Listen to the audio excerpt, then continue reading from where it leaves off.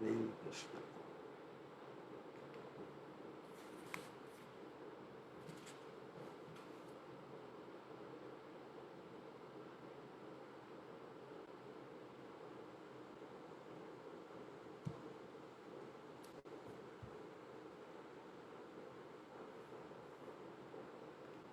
All right, here we go.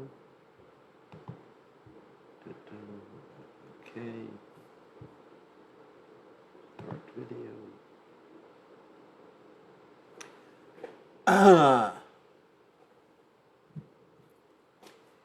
Here we are. All right, let me just put everybody on mute.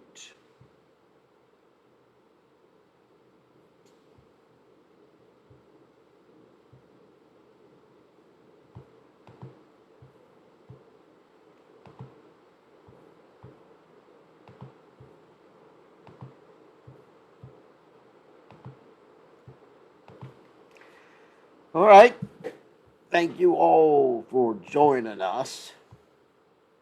And so we're going to have our Bhagavad Gita study. It's only 3 more days till Janmashtami. Janmashtami is Tuesday here, the 11th. And then after that is Prabhupada's Vyasa Puja Day. So all the devotees are preparing for Janmashtami, and it's going to be a real challenge because, as everybody knows, it's the virus time. And we're going to have to figure out how to get everybody in to see the deities safely and do everything else online. Okay, so I guess we got everybody here. Yep, okay, we'll chant Jai Radha Madhava. Jaya Radha Madhava Kunya Bihari Jaya Radha Madhava Kunya Bihari Gopi Janaballabha Girivardhari Gopi Janaballabha Girivardhari Yashodanandana Vrajajana Ranjana Yashodanandana Vrajajana Ranjana Yamuna Tira Manachari Yamuna Tira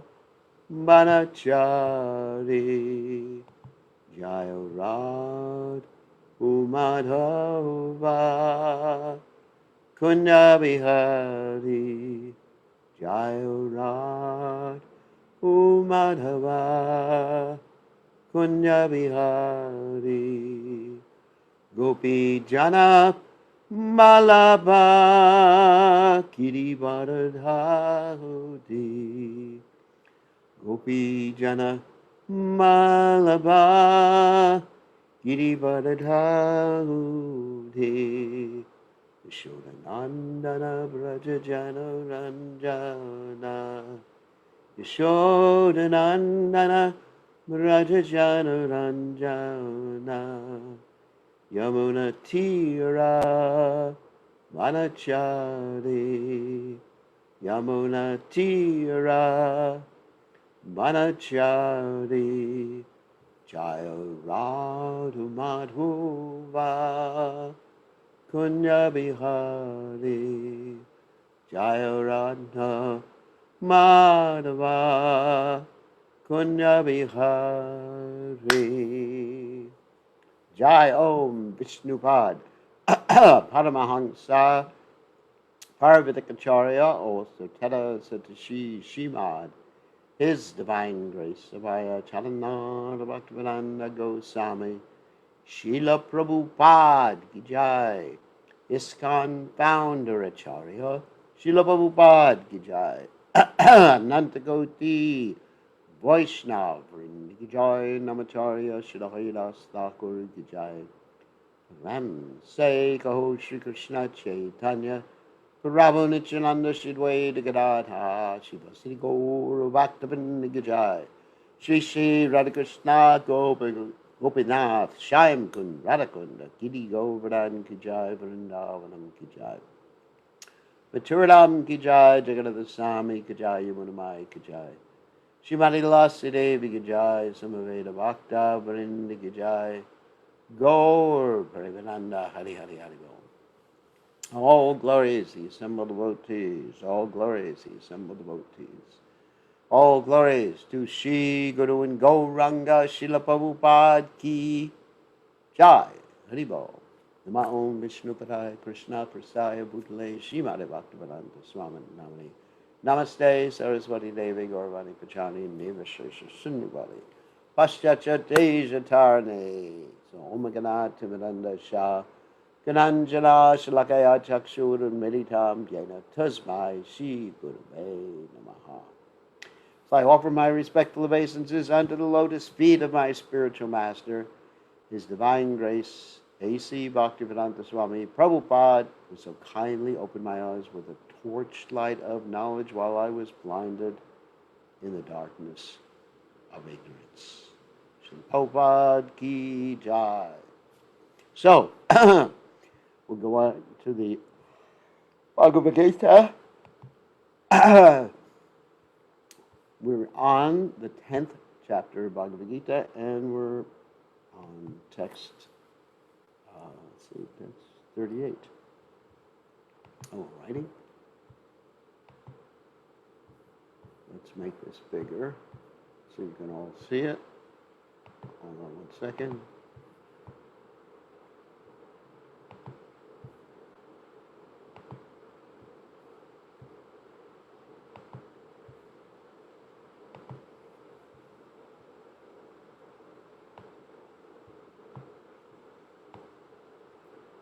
Alrighty. Oh, one more thing. We have to do. Here we go. Text 38. Dando namayat tamasme nityarasme jagitchitam monam chaivang shi guyanam jnanam jnanavatam maham. Danda, punishment, damayatam, of all means of suppression, asmi, I am. Niti, mortality, asmi, I am. Whoops, the loud ocean sounds are back in your background. I've got to turn my air conditioner off and swelter. Okay, it's got a message. Niti, morality, asmi, I am. Jigishatam, of those who seek victory. Monam, silence, cha, and eva, also, asmi, I am. Gyanam, of secrets. Jnanam, knowledge. Jnanavatam, of the wise. Aham, I am. Translation. Among all means of suppressing lawlessness, I am punishment. And of those who seek victory, I am morality. Of secret things, I am silence. And of the wise, let me just see someone that's in the chat. Okay. And of the wise, I am the wisdom. Excuse me. I was just laughing a lot before class, so that's why I'm coughing. Danda. So pretty self-explanatory. All means of suppressing lawlessness, I am punishment. That's called argumentum ad baculum. That means the stick. There's other ways to suppress lawlessness. Another means is shastra. What does shastra mean? Shastra means the law book or spiritual books. So there's two things. Shastra, and listen to how I pronounce the second word. Shastra. Shastra, Shastra. So Shastra means the books or the laws. And Shastra means the punishment or the stick. It's interesting. Both of these words come from the same root in Sanskrit, shash dhatu, which basically means control. And other words come from that same root, like shishya, shishya, which means disciple, one who is controlled by his love for the spiritual master. So shishya, shastra, shastra, shastatu, etc. And of those who seek, anyway, I think you get the idea. But there's other means of controlling people. Of course, as I said, the primary other means of controlling people, other than punishment, is reading them the law. But there are other means like threats, bribery, giving someone a position, speaking sweetly to someone. There's other means, but the ultimate means is the punishment. And you shouldn't employ punishment until you've exhausted all the other means. So, and another thing Krishna says here, those who seek victory, I am morality. So someone who's moral can actually be victorious. Of secret things, I am silence. And of the wise, I am wisdom. So, purport, by Srila Prabhupada, there are many suppressing agents, of which the most important are those that cut down miscreants. When miscreants, I think it's bad guys, or bad girls, are punished, the agency of chastisement represents Krishna. Among those who are trying to be victorious in some field of activity, the most victorious element is morality. In other words, someone is known and famous because they're moral, they're ethical, they're trustworthy. Among the confidential activities of hearing, thinking, and meditating, silence is most important because by silence one can make progress very quickly. Okay. Does that mean we should do Mona Vrata? I was actually speaking to one of my friends who's not a member of the Krishna conscious movement, and he did a Mona Vrata for 2 months. 2 months without speaking. Wow. That is very hard. So, what did he accomplish? Nothing. I mean, of course, he became a little peaceful for 2 months, but he didn't realize a damn thing. And what's the use? And there was a Bhogi yogi in the 1960s and 70s who was supposed to be silent. I think it was for about 30 years. I know his name. Don't mention it to me. And when he would break his silence, he was going to say something that would change the face of the earth. And guess what? He passed away before he broke his silence because he was supposed to be God. So anyway, so when we talk about silence, Mona, we mean only speaking things that pertain to Krishna and Krishna consciousness, not absolute silence. We have one lady who comes to the temple every day. I mean, she's not a member of this. Oh, nice lady. And she sits in the temple room for 7 or 8 hours, just completely silent. Ooh. But she has some benefit. Why? Because while she sits in the temple room, being completely silent, devotees are having kirtan and doing all sorts of things like that. And she was so absorbed, or she's so absorbed in her silence that one time I had to fix the light that was above her head. So I put a ladder around her. Amazing how determined she was. I was thinking, if I could be so determined to be Krishna conscious, wow, I'd be dancing with Krishna today. So I had to she was under the ladder. I don't know whether it's bad luck or good luck to be under a ladder, but she was under the ladder and I climbed on top of her, but on top of the ladder. And she didn't leave her meditation even for 1 second. Wow. I mean, obviously, it's something that's either my body philosophy, personal philosophy, from unrealized, or just plain old cuckoo. The wise in man is he who can discriminate between matter and spirit, between God's superior and inferior natures. Such knowledge is Krishna himself. Okay? Yas chapi sarvabhutanam bicham tadaham arjuna natadasti vidayat syan maya bhutam characharam. Yet whatever cha also api may be, sarvabhutanam of all creations, bijam, seed, tat, that. Aham, I am, Arjuna or Arjuna, na, not, tat, that, asti, there is, vina, without, yat, which, shat, exists, maya, me, bhutam, created being, chara, acharam, moving and non-moving. Furthermore, O Arjuna, I am the generating seed of all existences.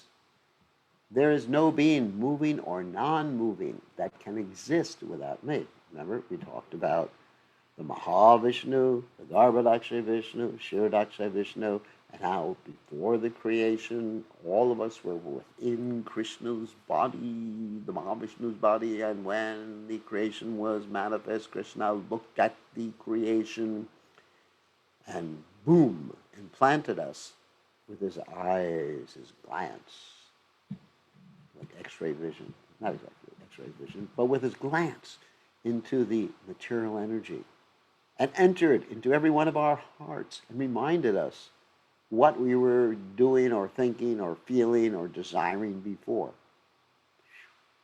That's God. And that's pretty self-explanatory, this verse. Everything has a cause, and that cause or seed of manifestation is Krishna. Without Krishna's energy, nothing can exist. Therefore, he is called omnipotent. That means all-powerful. Omni means all. Potent means powerful. Without his potency, neither the movable nor the immovable can exist. Whatever existence is not founded on the energy of Krishna is called Maya, that which is not. In other words, there is not any existence which is not founded on the energy of Krishna. In other words, it just doesn't exist. If something is not Krishna's energy, it's not existent. We may think it exists, but that's Maya, which is also Krishna's energy. Actually, the energy of being illusioned and thinking that something exists when it actually doesn't exist is Krishna, which is really interesting. So text 40. Nanto sti mama divyanam vibhutinam parantapa esha tudesha ta praktao vibhuter visturo maya na nor anta limit asti there is mama my divyanam of the divine vibhutinam opulences parantapa O conqueror of the enemies eshaha all this too but udeshataha as examples proktaha spoken vibhutahe of opulences vistaraha the expanse maya by me. And this is an important verse. A mighty conqueror of enemies, that's Arjuna, of course. There is no end to my divine manifestations. What I've spoken to you is but a mere indication. It's just an indication, that's all, of my infinite opulences. Infinite means no beginning, no end. What does infinite mean practically? I don't know, because you cannot conceive of anything infinite. You can have a theoretical knowledge of what infinite means or what something means to be infinite, but it really doesn't compute. Infinity doesn't compute. Just like I remember when I was studying mathematics, you would put a certain number, you have a numerator and denominator. Let's say you have 5 over infinity. 5 divided by infinity. I mean, just what is it? I mean, you can technically deal with it mathematically, but to conceive of it, can't do it. I state in the Vedic literature, although the opulences and energies of the Supreme are understood in various ways, there is no limit to such opulences. Therefore, not all the opulences and energies can be explained, and not even an insignificant number of the opulences and energies can be explained. Just like a drop of water in the ocean. Similarly, simply, a few examples are being described to Arjuna to pacify his inquisitiveness. All right, just pacify him. This next verse is very important. Yad yad vibhutimat sattvam srimadurjitame vacha tattariva vagacha tvam mamate jonsha sambhavam. Yat whatever, vibhuti opulences, mat having, sattvam existence, Shri mat, beautiful, rujitam, glorious, eva certainly, va or, tat, all those, eva certainly, avagacha, must know, twam, you, mama, my, tejaha, the splendor, angsha, apart, sambhavam, born of. Know that all opulent, beautiful, and glorious creations spring from but a spark of my splendor, like an insignificant aspect of Krishna's energy. Anything you see here doesn't even give practically any indication of how great Krishna is, how powerful he is, how amazing he is. So Prabhupada explains that any glorious or beautiful existence should be understood to be but a fragmental manifestation of Krishna's opulence, whether it be in the spiritual material world. Anything extraordinarily opulent should be considered to represent Krishna's opulence. Text 42 is another important verse. Atava bahunaitena kim yaktena tavarjuna ishtabhyaham idam kritsnam ikam shenastato jagat. Atava or bahuna, many, itena, by this kind. Kim what?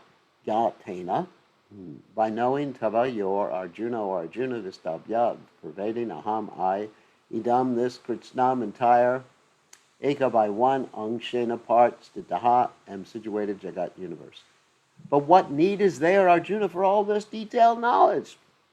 With a single fragment of myself, I pervade and support this entire universe. In other words, without even making an effort, everything is being supported and pervaded by Krishna. And at the same time, Krishna is dancing in the spiritual world and playing with his coward boyfriends and exchanging these intimate rasas in Goloka Vrindavan.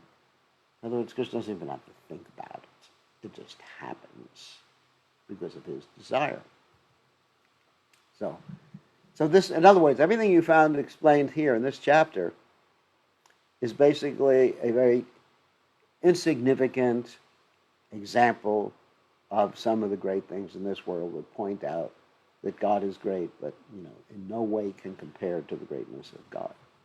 The Supreme Lord is represented throughout the entire material universe by his entering into all things as the super soul.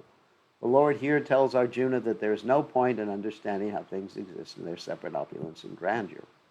He should know that all things are existing due to Krishna's entering them as the super soul. From Brahma, the most gigantic entity, down to the smallest ant, all are existing because the Lord has entered each and all and is sustaining them. That's really all you have to know. It's not important that you remember that Krishna says of aquatics, I am the shark. And then you put a picture of the shark and say, that's Krishna. Just remember that everything comes from Krishna, as we heard. Aham sarvasya prabho. Matak sarvam prabhartate iti matva bhajanti man buddha samamata. Right? Beginning of this chapter. I am the source of everything. Everything comes from me. And the wise worship me with all their hearts. That's really what Krishna is showing. That's the key verse of this whole chapter. Ham sarvasya prabhu. And again, machita makata prana puryantascha parasparam katyanchas tamam nicham tushanti cha ravanti cha. So I just recited the 9th text in this chapter. Verse 1 is the 8th text. So, and then because of understanding everything comes from Krishna, therefore the wise enlighten each other and discuss about Krishna and derive great satisfaction and bliss by understanding about Krishna. And they take hope that Krishna is guiding them. What is that? Tesham satadiyuktanam bhajatam pritipurvakam dadami buddhiyogam tam yenamam upyanti. That's the 10th verse. What does that verse mean? That if someone glorifies Krishna, worships Krishna, loves Krishna, then Krishna gives him the intelligence that he needs to come to him. He guides him. The Lord is my shepherd.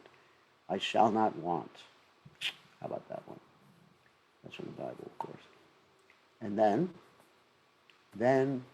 With the shining lamp of knowledge, the Lord removes the ignorance born. Isn't it? Teshamaham Ahamagyanagyam tamaha Nashamba Atmabhavashto Gyanadipena Vashvata. Sambarta Ahamagyanagyam tamaha Nasham Atmabhavashto Gyanadipena Vashvata. With the shining lamp of knowledge, I destroy the ignorance. So, that's it. Those 4 verses really summarize the whole chapter, and then the rest of the chapter is just details. Okay. Let's continue reading. There is a mission that regularly propounds that worship of any demigod will lead to the Supreme Personality of Godhead. By mission, Prabhupada doesn't mean our mission. Mission means a group. Okay, just translating that into commonly used English. You say there's a mission, it's like a missionary or something like it, but there's a mission, there's a group that regularly propounds the worship of any demigod will lead one to the Supreme Personality of Godhead or the Supreme Goal. That is stupid. Prabhupada said, one example Prabhupada used in that regard, that if you buy a train ticket to Delhi, I think you know what Delhi is, Delhi belly, anyway, that means where you get sick, but Delhi, you're not going to go to Bombay, or nowadays it's Mumbai, but probably called it Bombay. So, it'd be stupid. Why isn't this train going to Bombay? I bought a ticket to Delhi. Well, if you worship the demigod like you worship Lord Shiva, you go to Shiva. Well, worship of demigods is thoroughly discouraged herein because even the greatest demigods like Brahma and Shiva represent only part of the opulence of the Supreme Lord. And you go to them, but what's the use of going to them? He is the origin of everyone born, and no one is greater than him. He is Asa Mordva, which means that no one is superior to him and that no one is equal to him. In the Padma Purana, it is said that one who considers the Supreme Lord Krishna in the same category with demigods, they even Brahma or Shiva, becomes at once an atheist. And I think I remember the Sanskrit for that.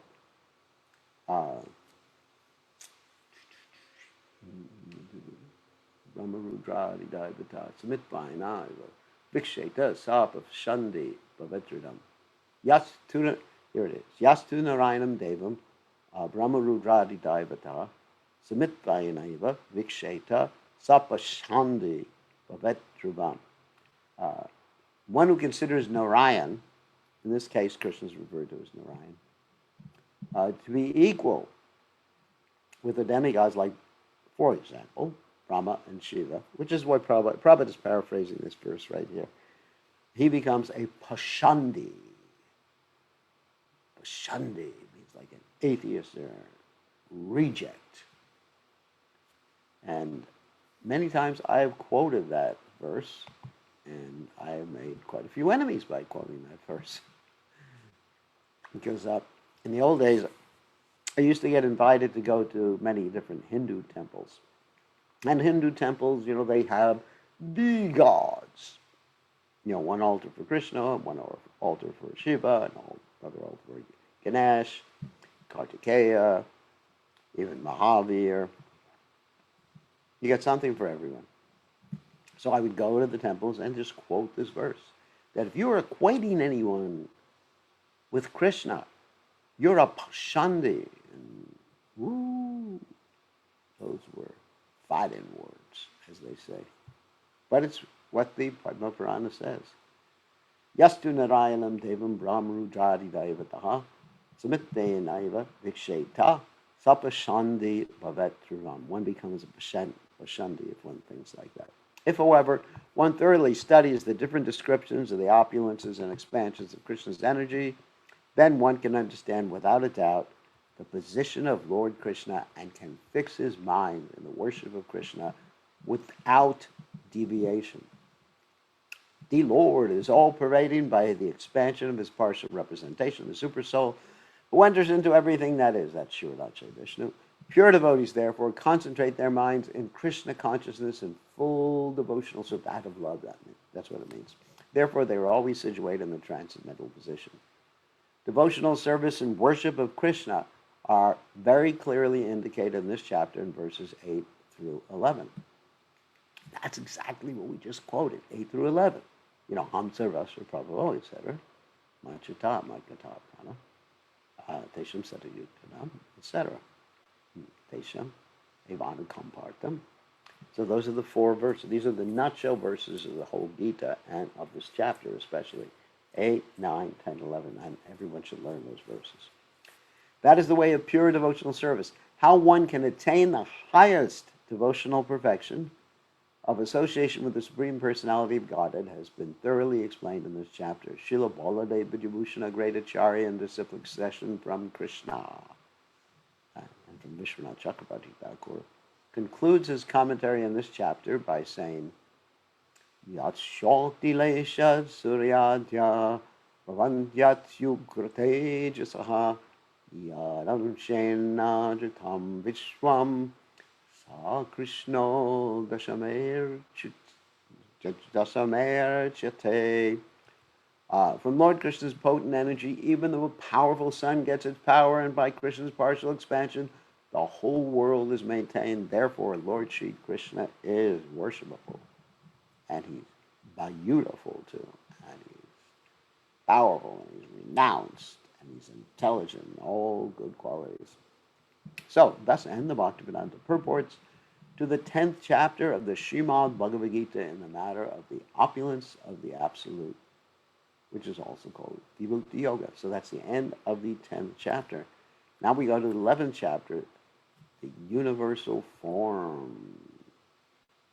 Of course, I do not worship Krishna in that particular form.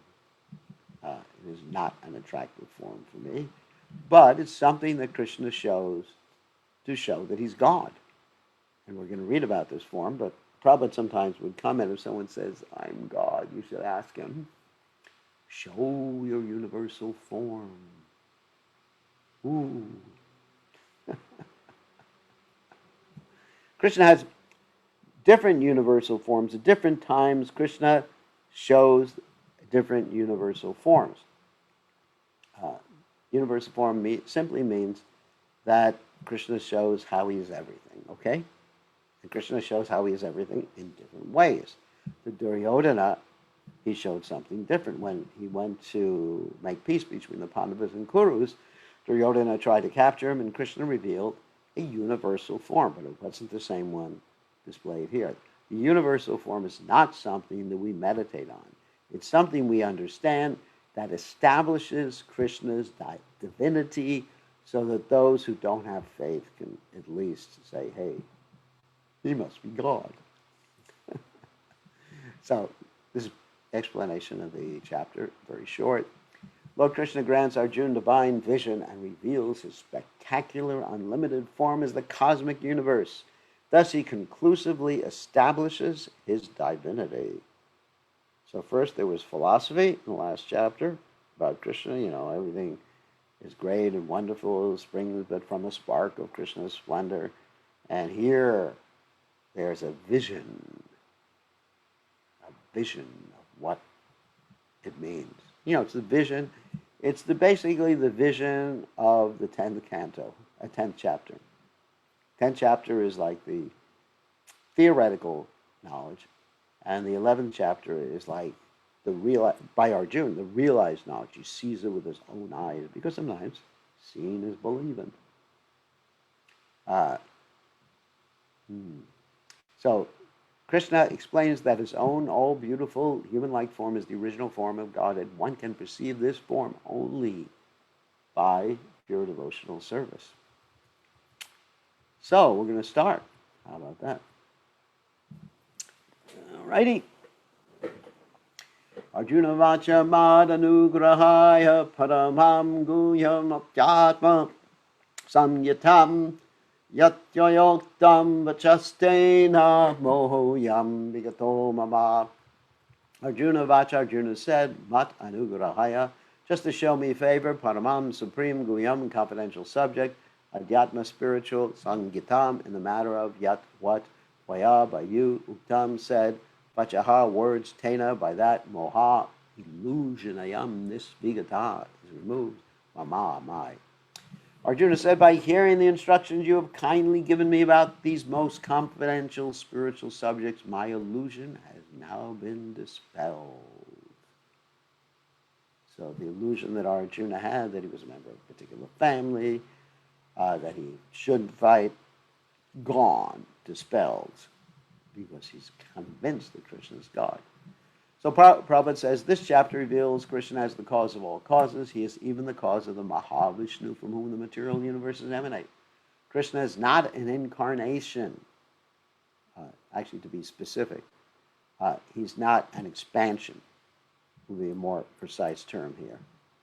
He's not expansion. He is the source of all manifestations and incarnations.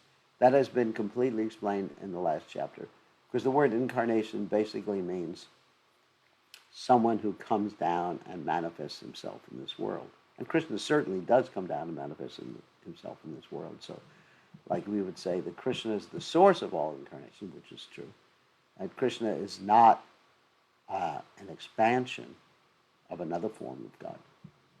Now, as far as Arjuna is concerned, he says that his illusion is over. This means that Arjuna no longer thinks of Krishna as a mere human being, as a friend of his, but as the source of everything.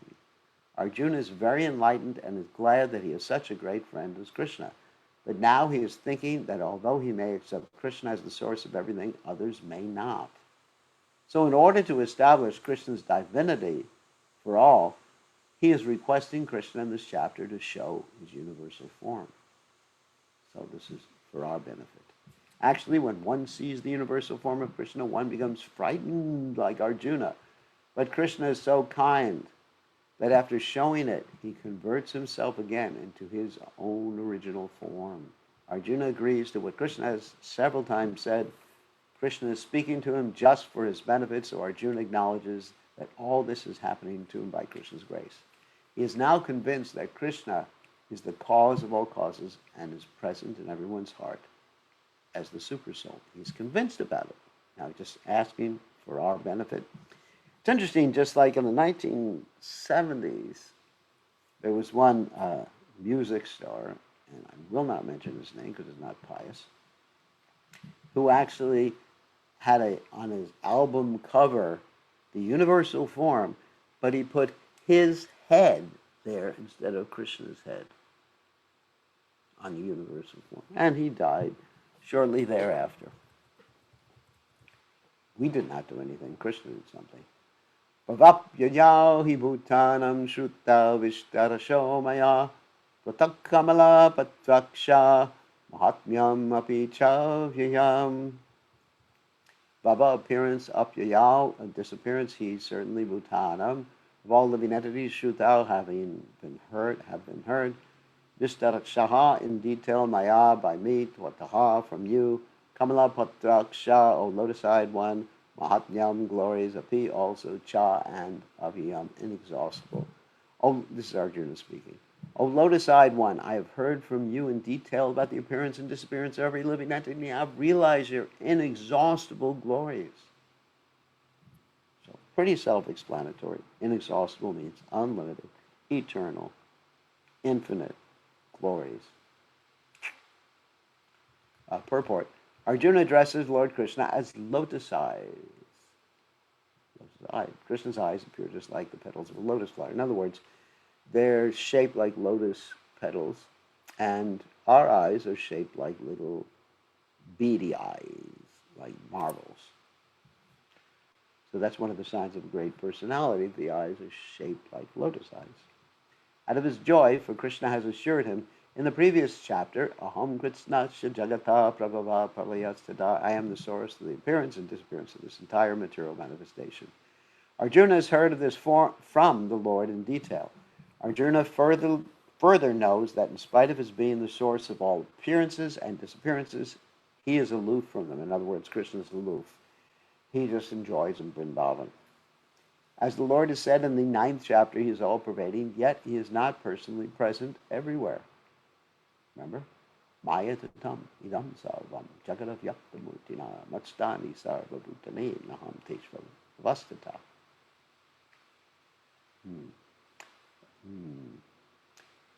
Anyways, that's an important verse in the 9th chapter. You can look that up by me in my manifest form. I'm pervading everywhere. I'm in everything, but everything is not in me. Anyway, it's this whole principle of a ginger beta tau, which we went over when we went over the 9th chapter.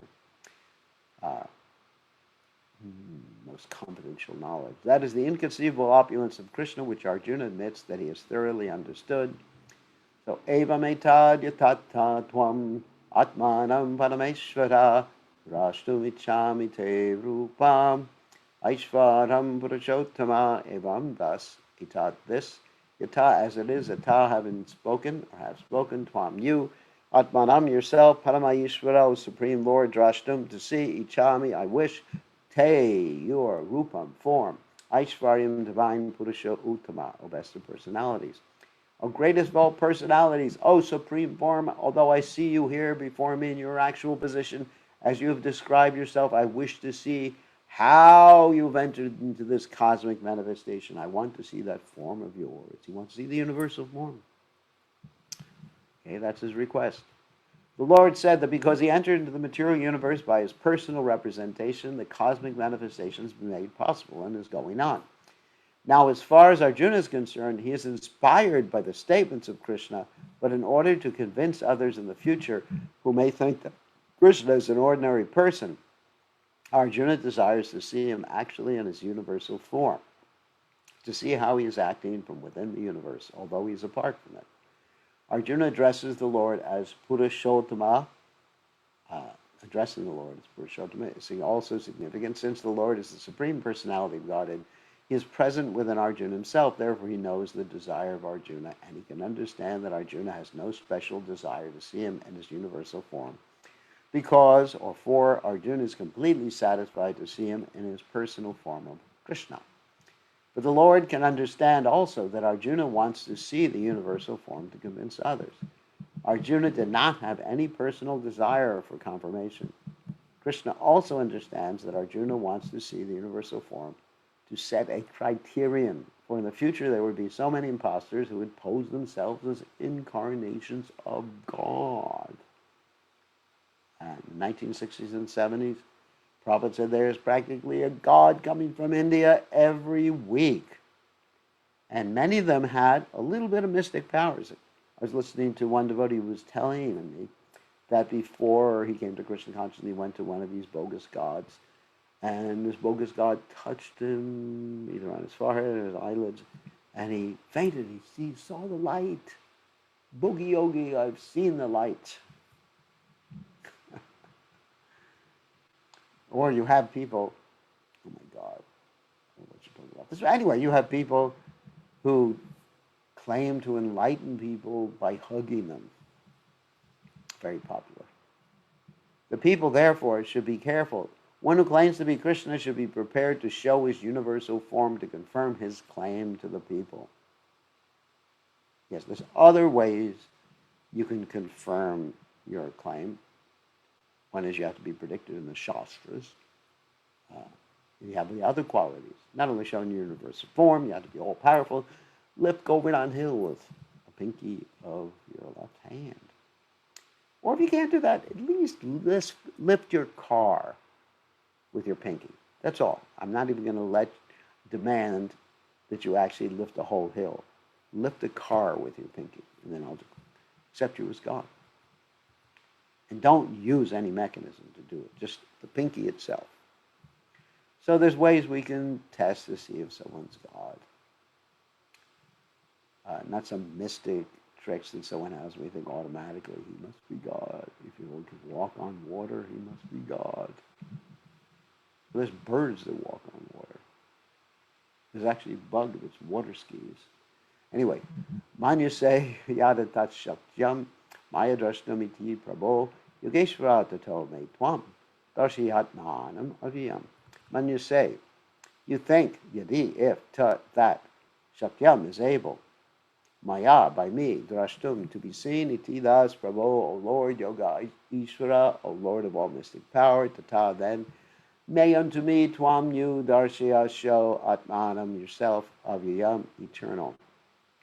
If you think that I am able to behold your cosmic form, O my Lord, O Master of all mystic power, then kindly show me that unlimited universal self. That's pretty self-explanatory. It's a request. He doesn't really want to see it, but for our benefit, he's showing us the criteria of accepting someone as God. Purport. It is said that one can neither see, hear, understand, nor perceive the Supreme Lord Krishna by material senses. Actually, there's that verse, Takshi Krishna Namadi, Namavek Grahimendriya. That Seva Mukhehi Jivado Swameva Spirachana, which Prabhupada here is translating, a rough translation. But if one is engaged in loving transcendental service to the Lord from the beginning, then one can see the Lord by revelation.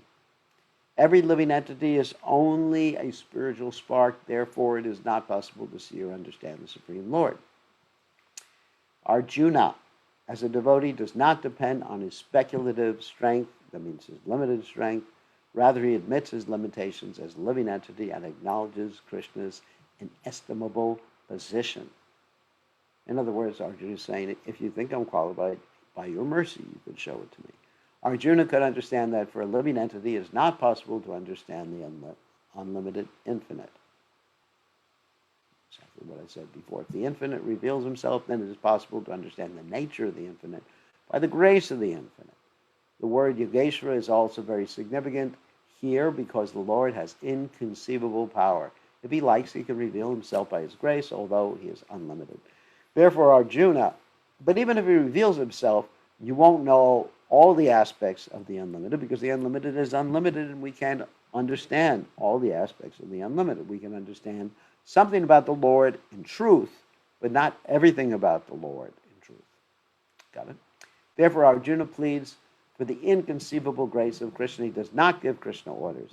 Krishna is not obliged to reveal himself unless one surrenders fully in Krishna consciousness and engages in devotional service. Whoops. I definitely have to turn that off.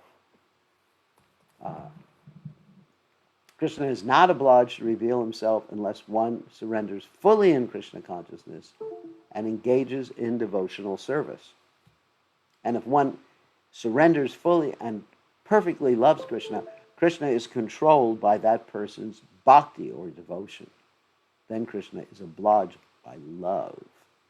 Thus, it is not possible for persons who depend on the strength of their mental speculations to see Krishna. Impossible.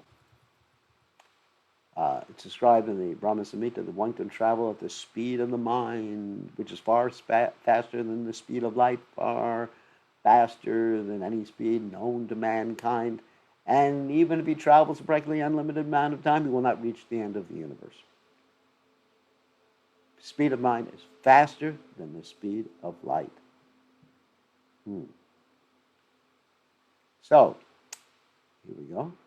Shri Bhagavan Vacha Pasha Me Parta Rupani Shatashota Sahasrashaha Nana Vidani Divyani Nana Varna Kritini Cha.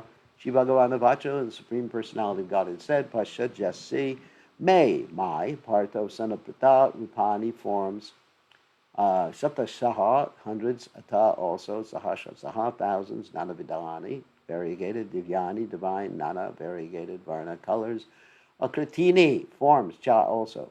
The Supreme Personality of God had said, my dear Arjuna, O son of Pita, see now my opulences, hundreds of thousands of very divine and multicolored forms.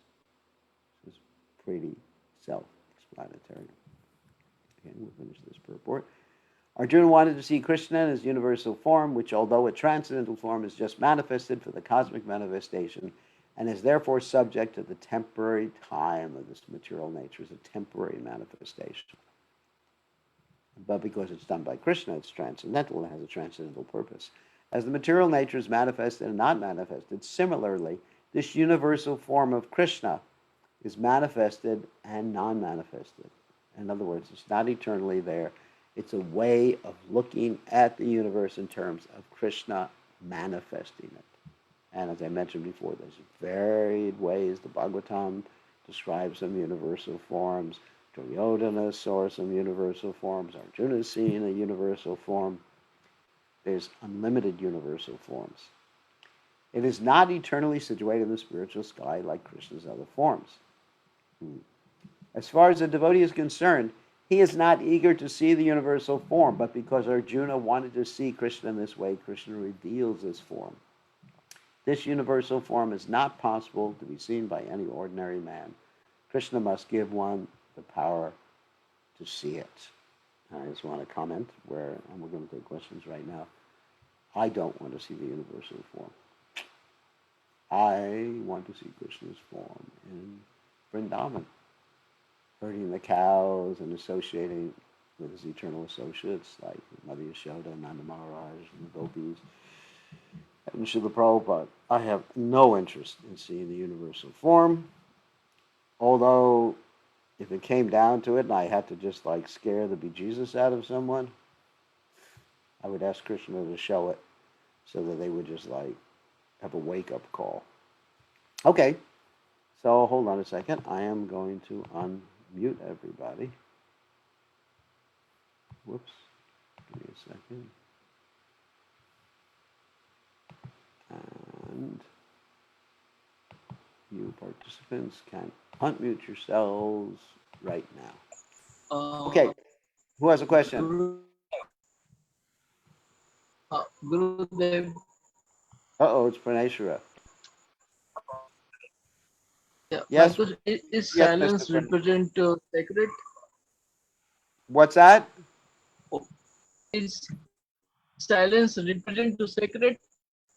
Yes, but the silence that Krishna says is spiritual is not saying anything that's not related to Krishna.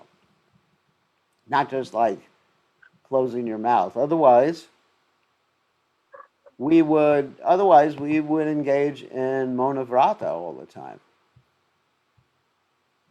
If that actually was spiritual. It's not spiritual. Absolute silence is not spiritual, but relative silence. Relative silence means that we actually talk about Krishna, glorify Krishna, plan how to serve Krishna, glorify Krishna's devotees. That's relative silence, and we don't talk any nonsense. We don't talk about the movie we just saw, a Bollywood movie, except when you can talk about business if you're using the business to serve Krishna. That's also silence. Like Prabhupada was building temples, so when he had to talk about buying concrete to build the temple, that was also silence. Material silence means not speaking about something that's material, but speaking about Krishna, Krishna's service, Krishna's devotees, Krishna's pastimes, Krishna's books, etc. That is being silent materially, but not silent spiritually. People confuse that. They think just be silent absolutely and you'll make spiritual progress. There's no way, because you are not frying the desire seeds. Everybody knows this. We talked about this before, that in this world, there's several different factors of karma. One factor is what's called the kuta. And those of you who attended our first classes will remember this. Kuta means inclination to do something material. Then after that, there's the bija. The bija is the seed of wanting to do something material. Then there's the actual karma, the activity itself. Then there's the aparabdha karma, the reaction to that activity, which has not yet arrived. And then there's the parabdha karma, the reaction to that activity, which has arrived. And then, based on that parabdha karma, you get another kuta and another bija. So the reaction to a particular material activity in this world is not only, let's say, the physical thing that happens to you or the mental thing that happens to you or you get tortured in some way like that, but you also get the inclination to do more material things. You understand this? Like two pointed reaction. Did you get something physical or mental to torture you or to please you? You know, karma, there's good karma too, where you can get actually something really pleasant happening to you. And then on the other hand, you get something, it's an inclination to to continue your material activities. So that's karma. So therefore, be silent materially. Don't be silent spiritually. Okay, so who else has a question?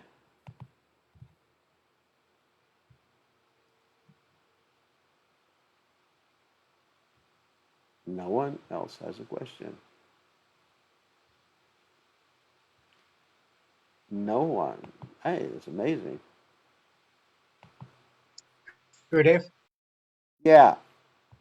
at the beginning of class, you said that you had been laughing for a long time just before class. Would you be willing to share what that was about?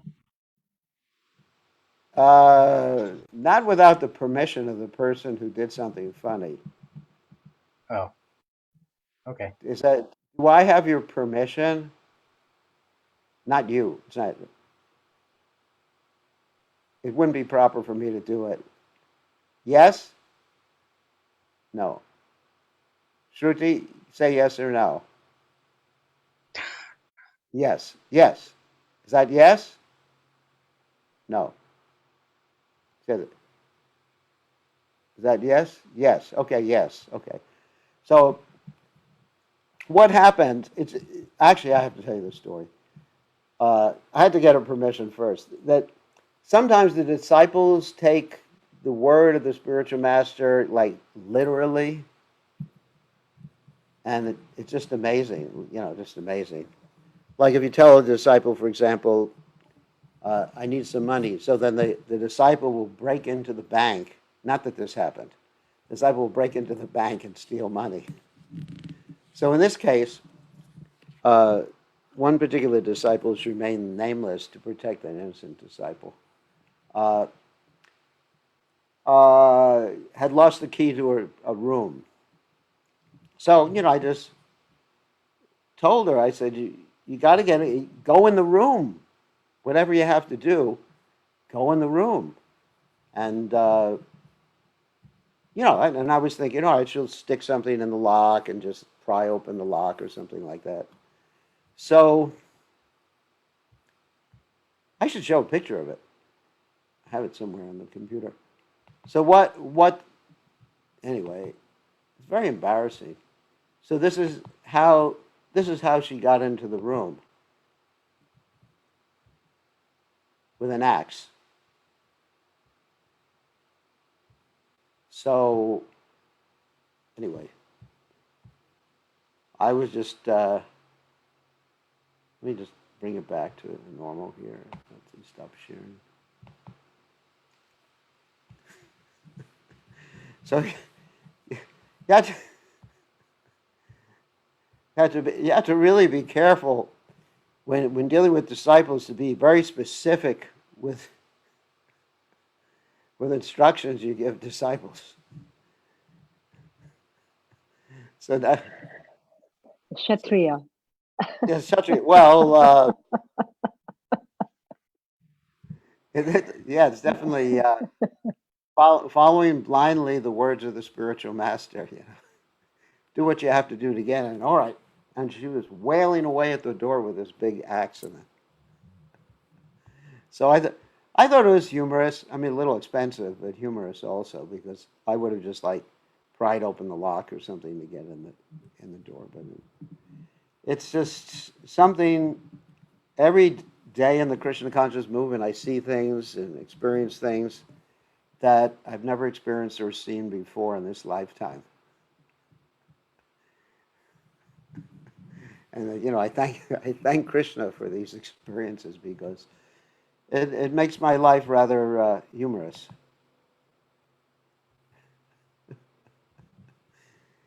Anyway, that was what I was laughing about. For about a half an hour I was laughing about it and thinking it's unbelievable. Even that we have workers doing construction at the same time, big heavy men doing workers, and they couldn't believe it. This little girl becomes like an axe murderer and breaks the door. So I was just thinking, what if she lost the keys to her car and they were locked in the car? What would happen? Smashing the. Anyway, she gave me permission to say it. Otherwise, I wouldn't have related this story.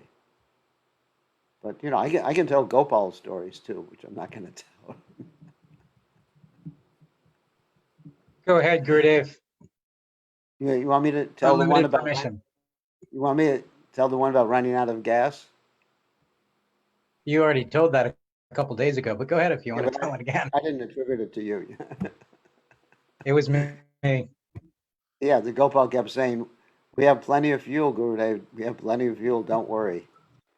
And then we ran out of gas, and I had to go get gas. Anyway, so I've learned a lot from disciples.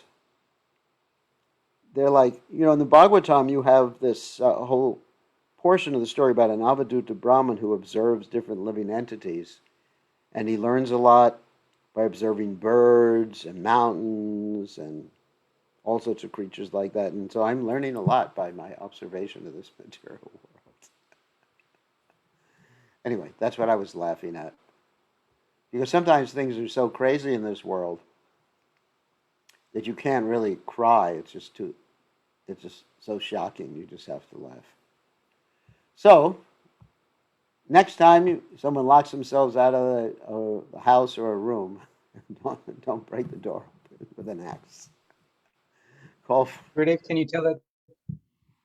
Tell what? Can you tell that story? Can you tell that story about Srila Prabhupada when he threw everyone out of his room and was laughing? What is that story? Why don't you tell it?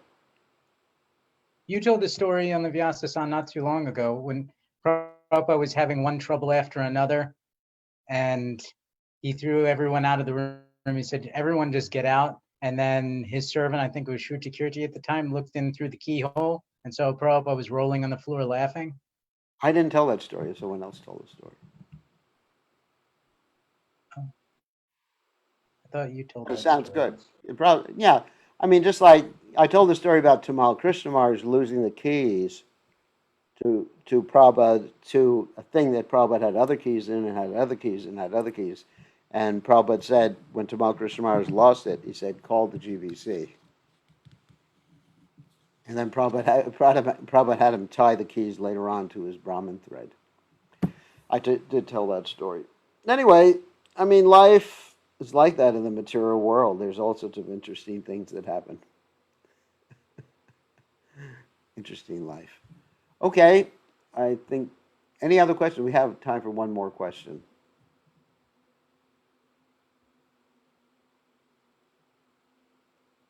No one else has a question. Usually everyone has questions.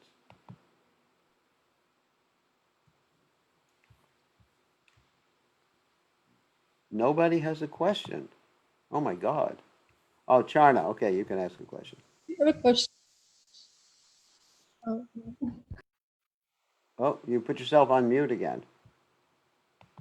Because I thought somebody else will ask, and I shut up. This revelation, in the Bhagavad Gita said, if somebody is living from the beginning of transcendental life, from the beginning of life, lives transcendental, and serve Lord with the love, he can see then Lord through revelation. So this Yes. revelation is only for the people who are from the beginning on this path, or they can have revelation. The revelation can be had by anyone who becomes Krishna conscious at any time. Because the beginning of our life is when we become Krishna conscious. That is our birth. The first birth, Janmana Jayate Shudra, the first birth is animal birth. Remember how we talked about this song from the 1960s? Probably nobody remembers. There was a song from the 1960s called At the Zoo by a famous group, Simon and Garfunkel. And I became inspired by that song. And I was seeing how everybody in this material world is basically acting like an animal because they're eating, sleeping, mating, defending in a more sophisticated way. Just like I'll sit down and eat, and I'll put a nice plate in front of me and a spoon and a fork or whatever I use to eat with. And the animals, they just like eat whatever or wherever. And human beings, they mate in a very sophisticated way, and animals, they just, whatever, it's not sophisticated. They fight in an unsophisticated way. So human beings are sophisticated animals. But that's not all that they should be. They should be humans. What does humans mean? Means that they should understand the purpose of life and act accordingly and understand where they've come from, where they're going to the time of death. So in other words, the first birth that one has is considered to be an animal life. And I'm not insulting anybody. The second birth, which is the spiritual birth, initiation, is considered the actual human form of life, birth. You know, Janmana Jayate Shudra Samskara Bhavet Dvijam. One becomes twice born. And so by taking initiation, approaching a spiritual master, one comes to understand the human purpose of life. And that's actually where life begins. I can say that I was born in January of 1972. No, that's when I was initiated. That's when I became a human. And I was an animal before. That's interesting. From 1949, that was my physical birth, and then 1972 January was my second birth. So if one sticks to the human form of life, then they can see and have God revealed to them. Okay? So don't worry. Don't worry, it's better late than never. Hey, Gopal, that's a nice message. I won't tell anyone message Gopal sent. I think you want to broadcast a message. Is Oh, that right? oh my God. My Google Home is talking to me now. So, it's very embarrassing. Sorry, I don't understand. Hare Krishna. That's one of my electronic devices. You know, as sannyasi, you got to have electronic companionship because you're not supposed to have any other friends in this world. Okay, so on that happy note, we'll end the class. It's good to see Mahamantra there. Wow, I miss Mahamantra. He's stuck in Fiji. I wish I wasn't. Is that my room? You're in my room in Fiji or what? No, I'm next door. Oh, it looks like my room. Anyway. So Mahamantra is in Fiji. He's stuck there. Probably the best place in the world to be stuck. Especially since his country is Bolivia, which is a complete mess right now. Yes. I mean, it's probably one of the messiest countries in the world as far as the virus is concerned at this point. So Mahamantra is a great devotee. I wish he was here. Frankly, do almost anything to get him here, but Krishna is taking him away. And Mother Tulsi's there, missing him too. Okay. Missing her. She's waving her hand at you. Now, let me show everybody Mahamantra. So you have to spotlight your video. This is Mahamantra. Very great devotee. In Fiji. Okay. On that happy note, I think we should end. All glories to His Divine Grace. Srila Prabhupada ki jai. Haribo, Haribo.